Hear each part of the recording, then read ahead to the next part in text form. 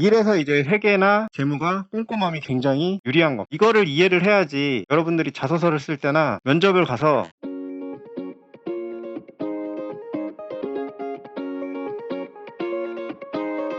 안녕하십니까. 여러분의 취업과 이직, 커리어를 위해 영상을 찍고 있는 커리어의 곰돌이 아저씨입니다. 오늘 말씀드릴 내용은 재무회계 직무에서 꼼꼼함이 왜 강조되는지 이거를 설명을 드리려고 하는데, 이건 사실 신입 다른 직무분들도 좀 생각을 해보시면 좋아요. 왜냐면 다른 직무들도 항상 회계팀하고 부딪힐 수밖에 없거든요. 어느 팀이건 예산을 쓸 수밖에 없는데 반드시 한 번은 회계팀하고 얘기를 하게 됩니다. 그때 왜 회계팀이 이렇게 깐깐한지, 꼼꼼한 사람들만 다 모아놨는지, 이 사람들도 그런 고충이 있구나 라고 이해를 하게 되면 나중에 업무를 하실 때 좀 덜 스트레스를 받으실 테니까 이거 한번 들어보시면 괜찮을 것 같습니다. 재무회계가 돈을 다루는 거는 잘 아시죠? 근데 이거 들어보셨어요? 흑자도산. 흑자도산이 뭐냐면 쉽게 얘기해서 100씩 벌던 회사가 있었어요. 그런데 잠깐 10을 빌렸어. 그랬는데 100을 이 날짜에 받게 돼 있어요. 근데 10을 빌린 이유는 이때 이제 100을 다 쓴 거야. 그래가지고 10을 빌렸는데 10을 갚아야 되는 날짜가 이날이에요. 10을 갚아야 될 날짜가 먼저 돌아왔죠. 100이 들어오는 날짜보다. 그러니까 내가 나중에 100을 벌 거야 라고 얘기해봐야 이 채권자한테는 아무 의미가 없는 거야. 이때 흑자도산이라고 합니다. 분명히 장부상으로는 흑자가 될 건데, 왜냐면은 이거 100 빼기 10은 90이잖아요. 근데 이 날짜가 먼저 도래한 거야. 먼저 왔다고요. 그러면 이거를 먼저 갚아야 되는데 이 돈이 없는 거야. 그러면 도산하는 거예요. 이게 이제 회계적인 실수로 인해서 이게 있을 수가 있어요. 실제로. 그래서 현금 흐름을 항상 경영자는 예의주시를 해야 되는 거예요. 대기업도 예외는 없습니다. 한 방에 날아가요. 그리고 캐핑거라는 얘기도 많이 들어보셨죠.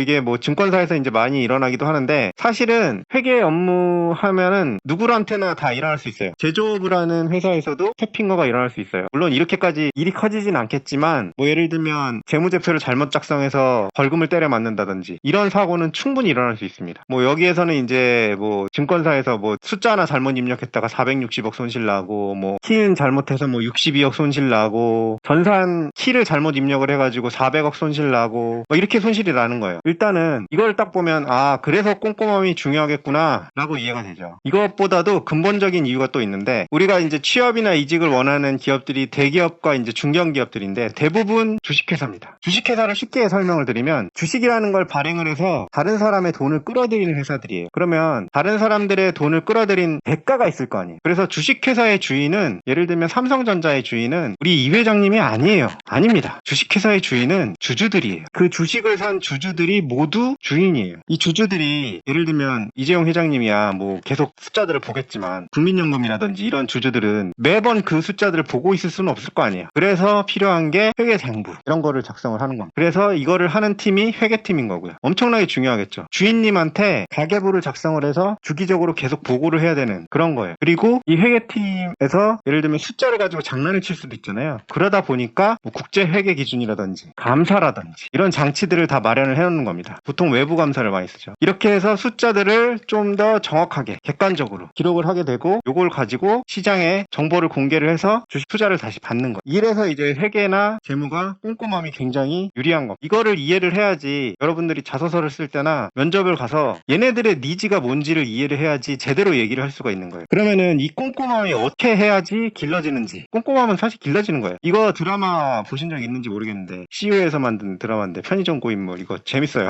한번 보시고요. 제가 여기서 이거 뒷광고 전혀 아니고요. 제가 구독자분이 겨우 100명을 넘었는데 그럴 리가 없겠죠. 어쨌든 이거 재밌는데, 이거 보면 편의점 업무도 굉장히 복잡다단합니다. 알바라는 게 솔직히 대충 하면 진짜 한도 끝도 없이 대충 할 수 있지만, 제대로 하려고 그러면 진짜 복잡하고 꼼꼼해야 되는 일이잖아요. 그래서 이 편의점 알바를 하면서도 내가 꼼꼼함을 기를 수가 있어요. 업무 리스트를 작성을 하고, 그거를 근무 시간 중에 해내고 체크하고 점장한테 보고하고, 이런 게 사실은 회사 일이랑 똑같거든요. 그래서 알바에서도 기를 수가 있고, 예를 들면 내가 모임을 하는데 총무를 해. 총무가 뭔지 아시죠? 돈 관리하는 사람. 요새는 물론 이런 모임 통장이 나와 있어서 굉장히 편해졌지만, 이것도 사실 엄청 꼼꼼해야 되는 거잖아요. 예를 들면 내가 20명 모임을, 이거를 한 5년 동안 관리를 해봤다. 이거가 만약에 팩트라면 나의 꼼꼼함을 드러낼 수 있는 주제가 되는 거예요. 그러니까 나는 꼼꼼함을 어떻게 얘기할 수 있지? 라고 생각을 해보시면 의외로 많다. 단 객관적이어야 되고 증명할 수 있어야 됩니다. 되는 거지. 예를 들면 알바 경력은 근로계약서를 작성을 보통 요새는 하니까 작성을 하면은 입증할 수가 있죠.